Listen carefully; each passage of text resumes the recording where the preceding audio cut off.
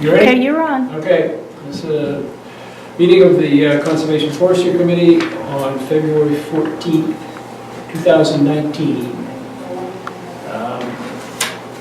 Let's go start by, I'm not even sure when the last meeting was. In the fall sometime. Yeah, I was looking through my copies of minutes, and I can't, I mean, I have quite a few, but I don't have one that's recent enough. Does anybody have a copy? No, I missed the last one. I had it too, so anyway, I guess we don't have to worry about approving. I don't think we had any new business that would then be called old business that we would need to go over today. That's what we're getting at. All right, well, let's start. Some new business, I'm going to step down as the chairman of the committee, so we need to elect a new chairman. Open to nominations. Volunteers. What's that? Oh, volunteers. Or volunteers. Steve has volunteered. Right? Yep, I don't know if that means I can make the motion, or if you're looking for a motion. I'm telling Mark that he volunteered. I nominate Steve. Okay, perfect. We have a second. I'll second. All right, all those in favor? Okay. All right, so Steve is going to run this meeting tonight. Oh, I think I did that. Oh, okay, well. Well, I don't think really- you would, right? You're the, I suppose technically, but why don't we go through this meeting today, since I'm going to be more of a presenter through the rest of Okay. this thing. All Why right. don't I pick up next time? okay. All right, so our main agenda item tonight is the town forest parcel that is on the town farm road, which Steve and Wes have been doing a considerable amount of research on, and Steve is ready to present. It has also done the resource work and things like that on the property. So Steve's ready to present that to the board here, and then if we have any public comment, then the public is welcome to. Yep, that's pretty much where we are. To give the same talking points that I've brought up in the past, as far as saying, we've had a few people come to previous meetings. Dave Cody, Andy Brazier have come past and asked, specific questions. What would you like to do, or what do you see doing on this part of the property or that part of the property? And at the point in time that they were asking those questions, I had not been across a bulk of the lot, so therefore couldn't really make a whole lot of comment. So we put them, off for the time being and said, be thinking about what you do on the property or what townspeople might like to do on the property. And now that all of the forest inventory is completed, now that I've crawled all over, the whole 150-something acres of it, I've got a really good feel for what is happening out there on the land. Timber, wildlife, otherwise. I have done all the data collections. Wes and I have done quite a bit of deed research, and we did come by some information that told us, again, we're no lawyers, but what told us that the current town maps are somewhat inaccurate in the way that the property has been drawn. And in fact, strangely enough, the map that was drawn by the town in the I think it was 98, if I'm not mistaken, the last batch of maps, was actually more accurate to what it was drawn than today's map. Don't quite have a reason behind that, and I can take that up with the assessors. But in short, the previous drawing of the map, we went through and laid out a lot of boundaries out there on the face of the earth, did a lot of GPS work, checked a lot of the acreages of the stands with the deeds previously from the Hubbard family and previous town interests on the lot. And it seems as though with the lot boundaries where they are and all the neighbors kind of signing off on this is where we always call the property lines and this and that, the old map is more accurate, and it also makes the acreage that was listed within the town deed when it received the property from the Hubbard family more accurate than the way it is drawn in the current assessment maps. So that's what I've moved forward with in the timber forestry inventory, and that's the way all the maps that I plan on submitting to the town are going to show. So if there is anything that has changed since then, we can certainly talk about it.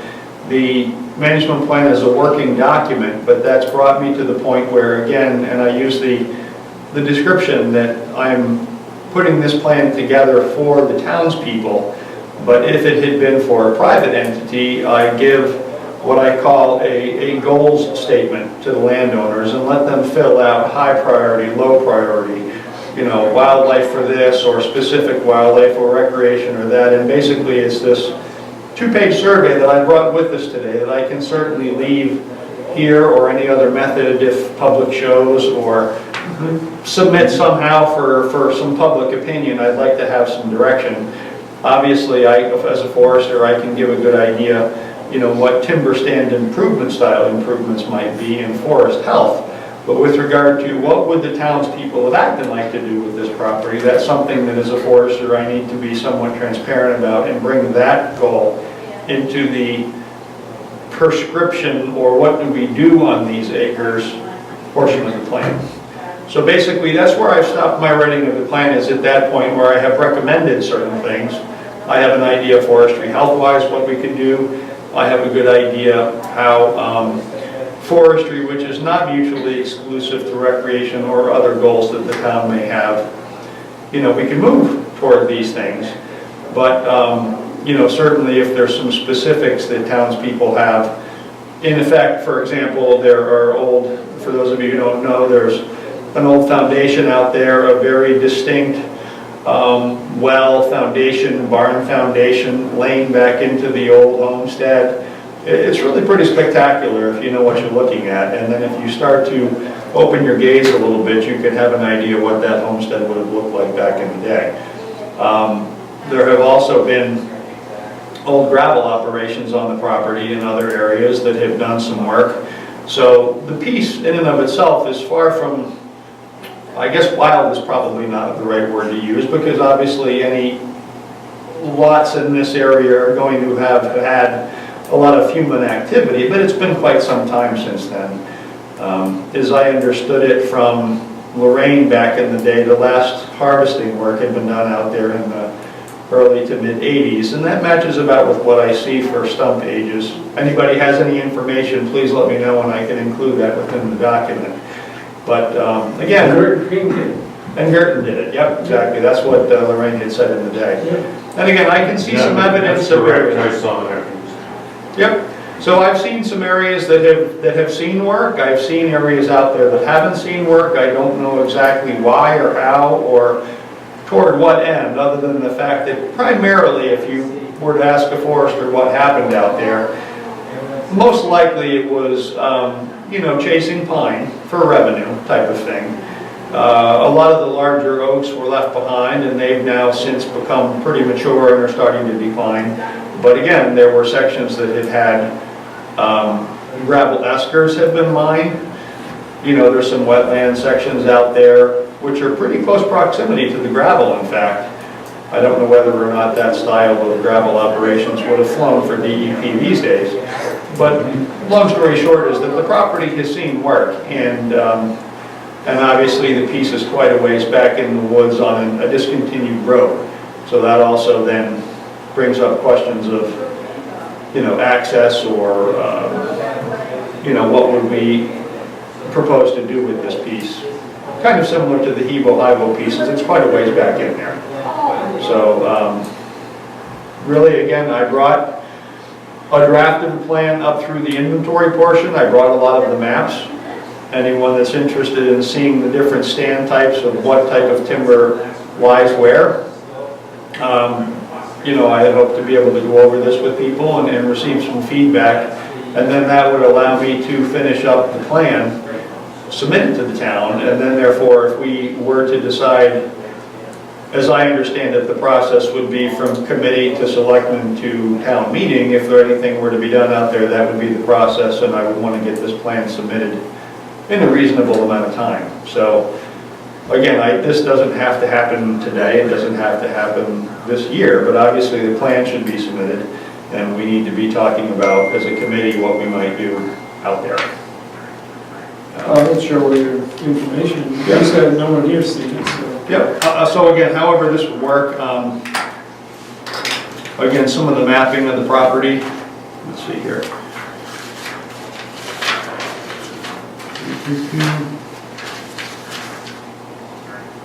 I'll just pass along some of the drafts of the maps. I'll need these back. I have soil, the web soil surveys.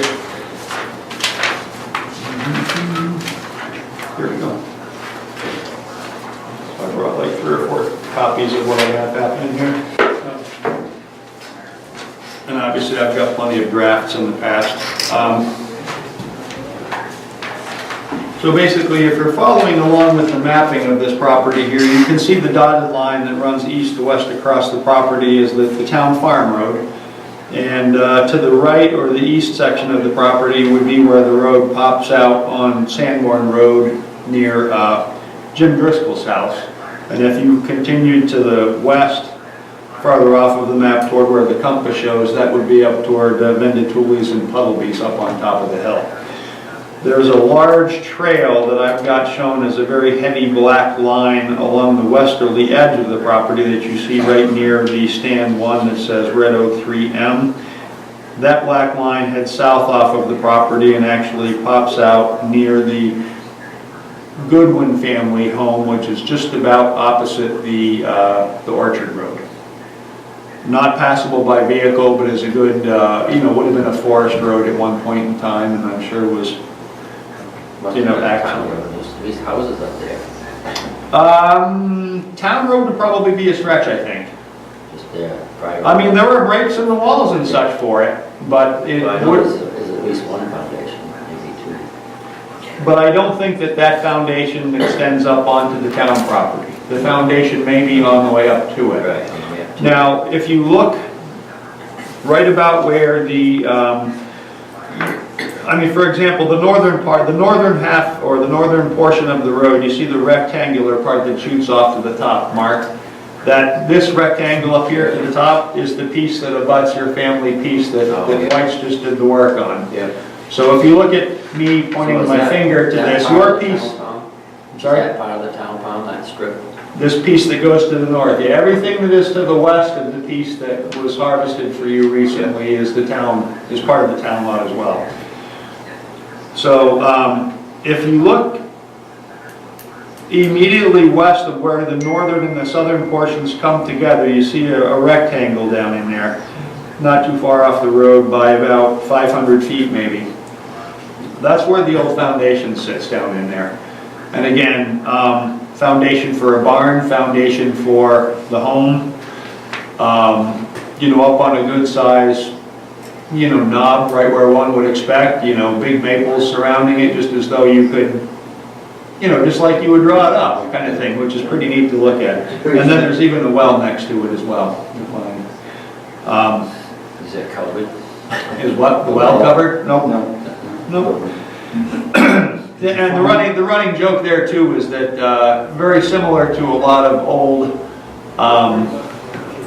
homestead sections, I did not actually find invasive species anywhere on the lot except within about 200 feet of the actual homesteads. There was some bayberry and some bittersweet and stuff like that up in there, and that's pretty common to find because, heck, a lot of those things were actually ornamentals back in the day. Did you find the cemetery? I did not. Crawled all over that darn place. I can't say that it's not there, but I can tell you that I was... Well, because of all the poplar spread as well. Yep. Ruby said she went to work and she was again. Oh, really? I can tell you that I put one plot for every 3 acres of property across 150 acres, which means I was creeping and crawling. And believe me, if I bumped into anything that had evidence of activity or, geez, this looks funny, like maybe something might be over there, I would go over and take a look at it. For example, if you look all the way on the southerly end of the property, there's this almost right angle of a section of stone wall down there that if I were maybe more of a 1800s farmer, I might know why that wall actually existed. But it seems to be down there quite a ways away from the homestead, and maybe that pertained more to one of the neighboring Hubbards in the day. It's hard to say how all these pieces with family members abutting one another might have intermingled, so to speak, with their farming practices or something. If you look at the big run of wetlands that you see that come from the joining of the properties up near Town Farm Road, running in a southeasterly direction, the flow goes down southeast, it hits that major wetland down there behind your house, Mark. You see that I put a couple of symbols there for mining, picks and shovels and such, and you see that there's a couple on Town Farm Road. There's a couple way back in there, and then you can see actually down off the southeasterly corner of the property.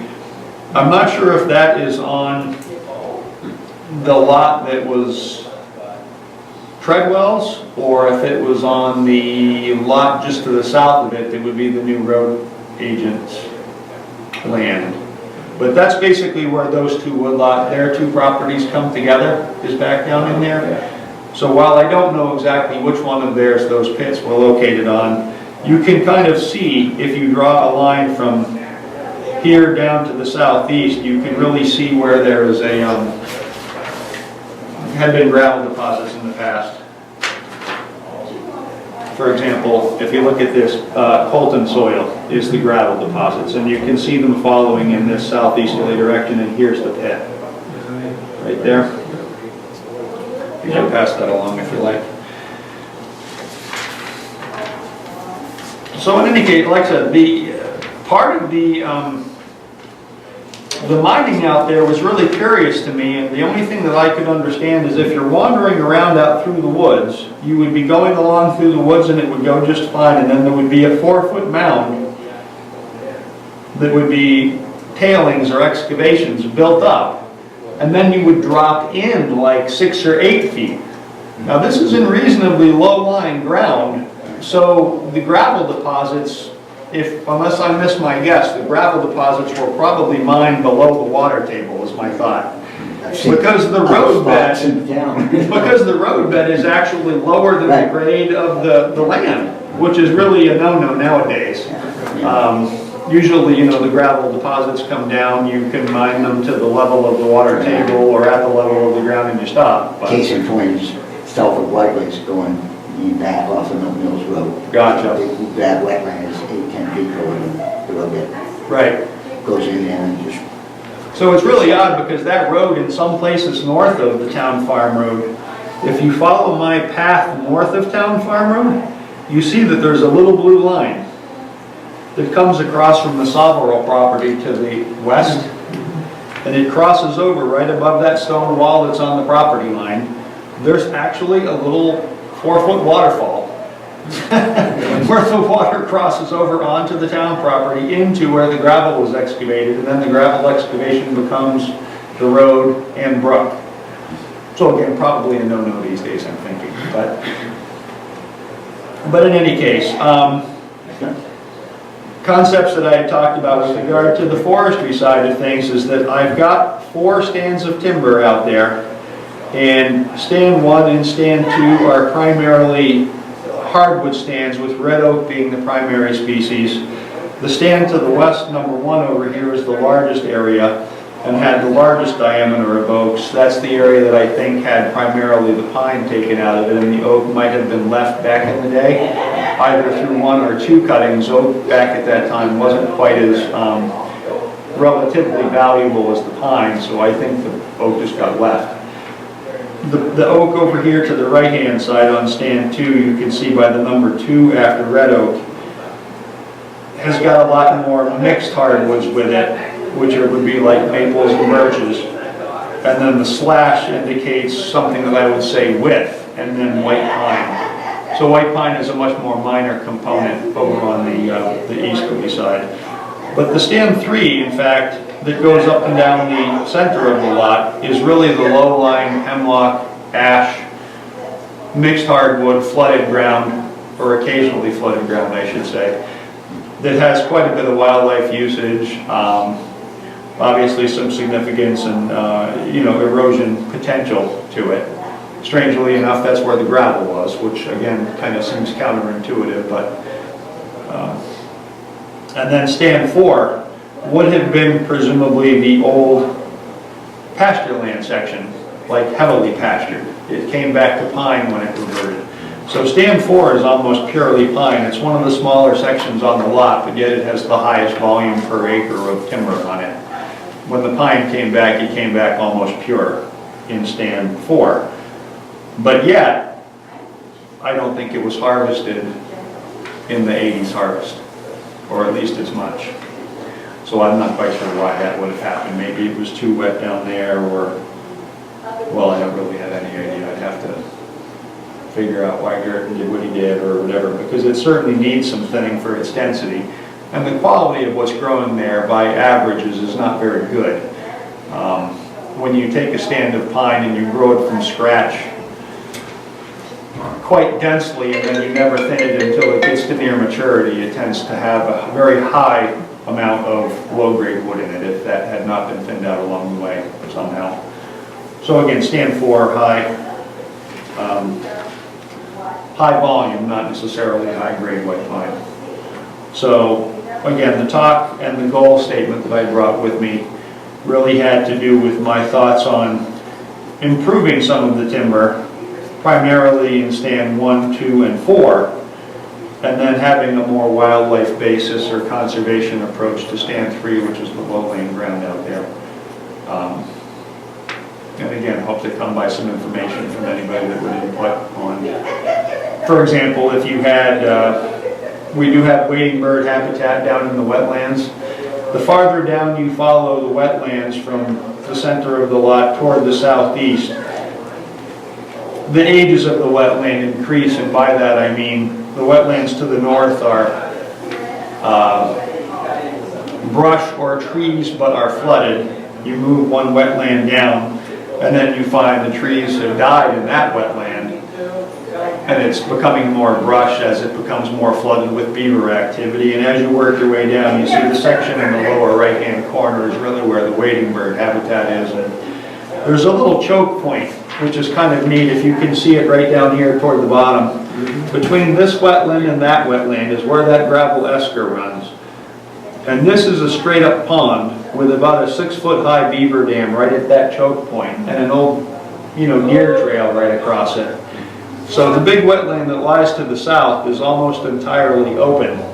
And then this wetland to the top of it is pretty well a pond, and then everything above it is kind of in different beaver progression ages. So again, it's pretty neat with regard to the, the wetland that you see out there. And again, that deserves to be protected in a lot of ways. There are sections out there that could show as, deer wintering areas and things like that that would be in conjunction with, some of the wading bird habitat. There's some heavy hemlock down through there as well. But again, I've run the data checks on that too. So all that will be included within the plan. So again, I guess what I'd like to have today, and without a lot of public opinion, I guess I'll leave up to the committee how I move forward or when I move forward with the completion of the plan. But I'd like to be able to take, again, some goals from the public and then write that in some manner to the recommendations portion of the plan so I can get this thing submitted. Yeah, I would However say, that would work. yeah, I would say next meeting we'll have to, put that notice out there to the public. Obviously, this one didn't work well, meetings canceled, that sort of thing. March meeting, we have to get Jen to put the notice out there and see if we get some people here. Okay. So I will stay in a holding pattern on the create. Again, I am probably, with springtime mud season coming up, is usually more office time for me, and March follows into that pretty easily, and I'd like to certainly have this done before the end of March. Yeah. So, if given 2 or 3 days, even with other work that I have going, 2 or 3 days of portions of days behind the computer, and I can put this thing to completion and then submit it. So if we don't see that as happening without the public opinion at the next meeting, then we're going to have to look at the next meeting as the do or die for the public opinion and then crank it out regardless, I would say. There's no reason we can't put it out there and see who shows up. Right. And again, the plan is a working document. It's nothing that says that these are just recommendations. This is what this forester would do with these assets out there, and that includes non-timber recommendations for other wildlife and associated natural resources on the lot. So most fall into the pigeonholing of the forester for how to grow trees, but do you know how to do anything, or can you show anything else for any of the other assets on the lot? But forestry by definition is the forest and all other associated natural resources. So that's a pretty broad job description, but I have the qualifications and the ability, so that's kind of where the public opinion would then generate a recommendation for me. And if we then, again, had something forward, we would need to look at and say, again, with town meeting coming up in June, I don't know whether we would want to recommend something by that, or if we are already butting up against deadlines that would need to be put into warrant articles in order to recommend something at this town meeting. I don't know the timeline of that very well. I'd have to be educated on that a little bit. But that's the next step in front of me, and that's where I am, so. Okay, any questions? Got on where we stand at this point with it? 1940 aerial on that, way back. Do I have it? No, I would love to see it. In fact, I was a little bothered because I went on to my ArcGIS mapping program tonight in order to crank out some maps on this, to come to find out that the state of Maine has moved or changed the address of its GIS website. So all of the little notations that I have within the program, I tried to make maps that showed all of this on an aerial photograph, but you see that this is just on a topo. It's because the state of Maine changed the address of all of their data on me now, so I have to go back and try to find it again somewhere within Augusta. I know some of the soil bureaus had those 40s because they were taken during the war. Yep. Some of them anywhere acetate, so some of them eliminated them. But I was surprised that York had some of those up. So forgive me, Wes, but show me where I am right here. This is Town Farm Road There's here. fields right in the middle of where your, This right here? where the BSB soils are and the SRBs. I don't have the soils map in front of me.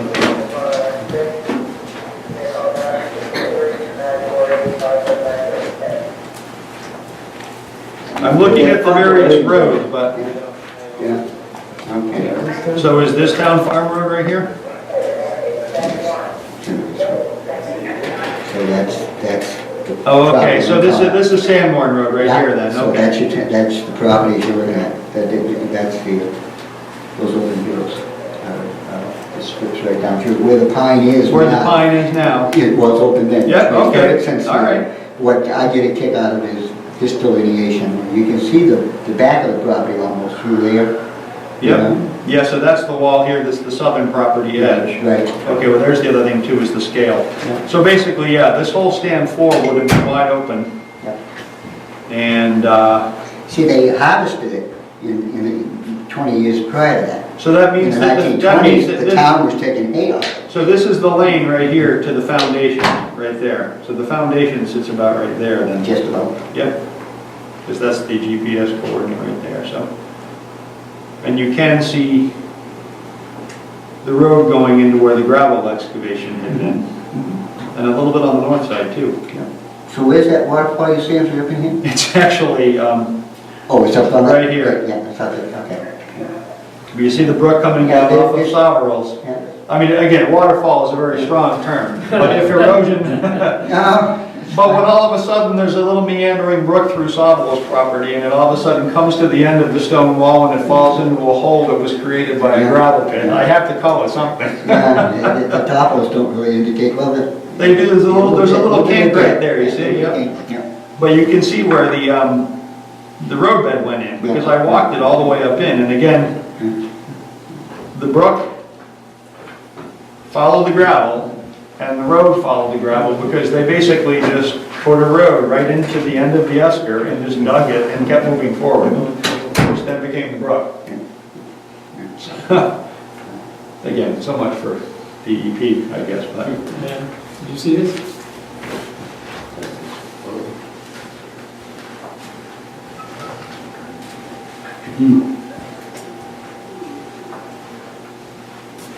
So again, Wes, anything that happens through time or anything that you can come up with, well, where I was, to give you the idea, the discrepancy between the current town map and the 1990-something town map is in this southeasterly corner over here, or southwesterly, I'm sorry.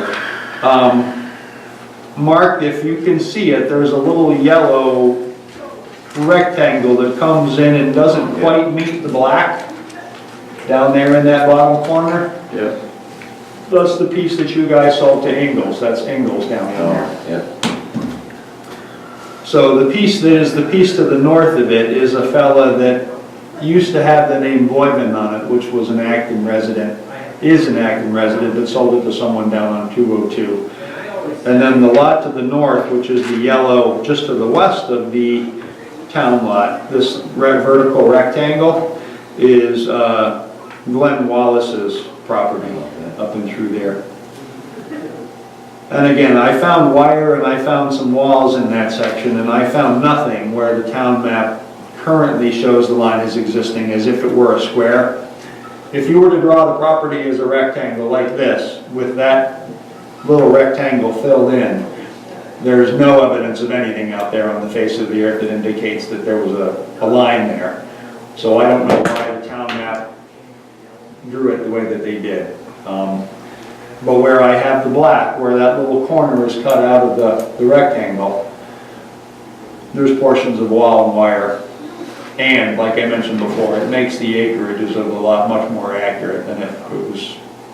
The town lot would actually be bigger than the acreage listed in its deed if I included that in it. And it's pretty darned accurate with that, drawn the way that it's shown.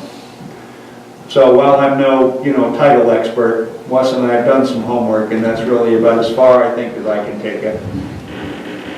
A lot of old things aren't that descriptive. No, they're not. It's, so it's a really neat piece of property. Again, I could talk about it at length, but Did this come through the grandfather? Pardon? Did this come through the grandfather, anything was there? Used to belong to them, yeah. See, this is They used to, interesting. they used to call This is it, interesting. they called it the Stacy lot, Okay, but yeah. that's all I know. oh, the Stacy, what is that, Fox and Air? Stacy lot, right? Or whichever one that was? Right, and the Fox and Air came through the other, But is that the Stacy lot he's talking about? I remember the name of Stacy, but I just don't. Stacy had two of them, that's the thing. He had lots, he had two different lots on that road. As you get to the same problem, Sam Stacy, there's two of them. Hubbard, there's three in a row. The original Hubbard property, it would look like it was an original deed to the town way back, because it was 100 acres and he had a third of the lot. So he should have had between 80 and 100 acres.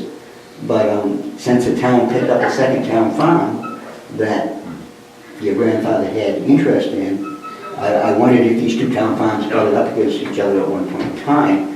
And then that would explain why, that might explain that notch up. Gotcha. Because it came through a lady named Hunter, right, when the town picked it up in the late teens and we sold it in the 1960s or something like that. And I believe it was on, a piece of it was on both sides of the road. It was on both sides of the road. And it was 80 acres to that, I believe it was something like 80 acres to that piece. And I haven't gone back and gone at that title, but that's the piece that was on the deed that you got was confused. That was the one that supposedly had Will Godding thrown in there too? Where, Oh, where, okay. the Godding property came through the other Hubbard. See, originally, that large lot of the town was broken up between the three brothers, the three Hubbards. So I was trying to come forward and with the Nathan farming, because, coming from this end, it started, you can figure it out relative to Olive's property. But, how far up into that lot, if you really, this southern boundary might not be a third of the lot. Aaron might have picked it up in other deeds. Yeah, So it gets very, when you very go back thick. that far, it gets brutal. But, like the stuff north of the town farm road, that's all over the place in terms of names. There's a lot of different names coming in and out of it. Eventually, Hubbard did pick this one up. We had 65 acres here, and he dished out two different parcels, but he picked it up on two different people that he deeded to the town. But it was the son that deeded, the original lot was into his father. That was south of this line. From my interpretation this is a lot line that runs down the town farm. It's between in a given range is between lot 4 and lot 5 in this case. Yep. And lot 4 came through Philip Hubbard, who was, for the sake of history, had command of the Fort McClary down there in Kittery, and he never came into Acton. But he left this to his 3 younger sons, and he left the property down in Oakville for his dad, to his older boys. But it gets confusing. It was a major Hubbard that was a major militia that sold it to the town. And he was actually married to him part of here. But so when I got digging it around, Was there a town farm? there was a town farm in both cases. What I got a kick out of when you start reading the old time reports in the 1920s, they were paying people that lived up here to, on both sides of this to hay it. And Up here, meaning over toward Mark's side, I think? Up off the Stanboy Road, the one that had Yeah, Beals' yeah, property yeah. actually hayed it for a while, and then two different people hayed it at one point. And then they said hay off the old farm and the new farm. And I said, now that sounds like this. Two different places. And there were. And so then I found the deed out to, on the second one. You know, so there was 2 or 3 places, and they wired this. And I said, no, there's nothing up in there that they ever stopped wiring it. The town wired the wiring ground. They paid for it, so apparently the town owned that structure at one time. So that's, you know, I remember taking insulation out of it. I mean, it had nice banister in it. It had some nice features. It was like, it didn't belong in Acton. It looked like Victoria. You know, it looked like it was built in the period of peace, and it looked like it wasn't an old country farmhouse that Warren's had. It was much newer, you know. So the history is pretty amazing, but There's a lot of history. but there's a heck of a rabbit hole that you can get down pretty quickly if Oh, you yeah. start digging, for sure. Well, the thing is, this is right in the middle of everything. Today, it's out in the middle of no man's land. Right. But it wasn't then. Right. This old road, and it's fun to get into the old deeds, because you find terms like Saddle Ridge. You know, at first I was thinking that was, because that has a hump in it, but no, Saddle Ridge is actually a term they used on a piece of the Sandbar Road. Because, you know, the original townhouse was farther down the Sandbar Road, and moved up to the Commons. So I think this might go toward Mark's question, or maybe it was Carl's. Yeah, probably yours. So was there anyone actually living on this property after the Hubbards? Ezekiel, Send it to the son, on that deed, it said his son was living on it at the time he needed it, or Ezekiel was. Yeah. There was two Ezekiels, but. Would we be presuming that he would be in that homestead? I would presume that. Yeah, okay. I would presume that, yeah. But, and then this old road, in the 1820s, and I haven't gone back and looked at which would be in Shepherd records, I haven't gone back and looked at those, but there's a reference to a road to Richard Hubbard, and Richard was in the middle of this. So Richard bounded on errands, but I don't know how, I don't know if there's some trade. The problem is when you try to rectify the old lot maps of the towns, this doesn't represent 100 acres, because it's not wide enough to represent a whole lot. So he either bought something or squeezed, there's something going on there that they don't see. Well, again, that's kind of also, like, for example, I looked at that little stub of a wall down on the southerly bound, Right. and it wasn't at the same bearing as the 2 walls that were the north-south. Like, you can see that the bearings of the property that are adjacent to your piece, Mark, up here to the north, No, yeah. that is the same bearing as is the wall down over against Sovereigns. But it's not the same bearing as the wall up against the back of Driscoll's. Right. And nor is it the same bearing, or 90 degrees necessarily, from that little wall that's the southerly property line. So I'm trying to think in terms of like, well, if one were to have a quarter of a lot, or whatever, you know, would have been a normally transacted parcel of property at the time, I'm kind of looking at this going, okay, well, if this lined up with that one, I wonder if that one, then they don't really very well. But, You know, Sounds like it probably had more to do with the cows. and it could be a cow, right? Right, because then that was all pasture. Right.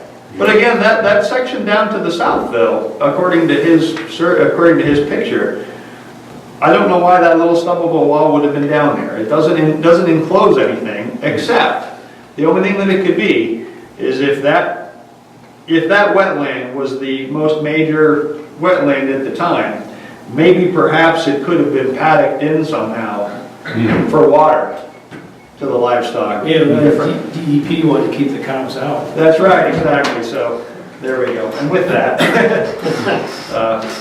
that's the mic drop, Carl, right there. So anyway, I wander around in the woods and I look for all these things and I see these things, but I don't always know what they mean, and it's a curiosity, and I really do wonder about them while I'm looking at timber. But the answer is not always noticeable 100 years after. No, this- You're walking on sand or out? and You can get out, but you can't get back. the problem, when you get into the rapids, it's just, Hi, Brenda. it's, as you say, it really gets you into a rabbit hole. You can spend a lot of time Yeah. postulating theories. and- Yeah, that's why, thank you for your help on that. And I know that it isn't necessarily conclusive what we've done, No, but we didn't bump into anything that was what I would call a deal breaker, telling me that there's some reason that what we thought was the town-owned property is not. I feel pretty comfortable about what I see, and I'm just a forester, but we've certainly done, as laymen, as best as we can do. So, anyway, that's really all I have. Any feedback would be appreciated. If you guys want to, the ones that are the photographs, I'd like to keep this one. If you want to keep, if you guys have those 3 or 4 there, you can hang on to those if you want. There you go, there's another one. But yeah, any of the ones that are on photographs I might need. Okay, any other business tonight? I have none. Motion to adjourn. Second? All those in favor? Okay. Okay.